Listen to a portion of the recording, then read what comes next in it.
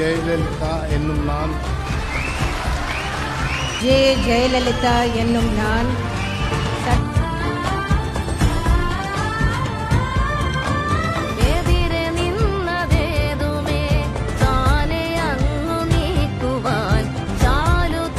அம்மா உணவகங்கள், அம்மா உப்பு, அம்மா சிமெண்ட், அம்மா மருந்தகங்கள், இது போன்ற திட்டங்கள் எல்லாம் வரும் என்று நீங்கள் எதிர்பார்த்தீர்களா?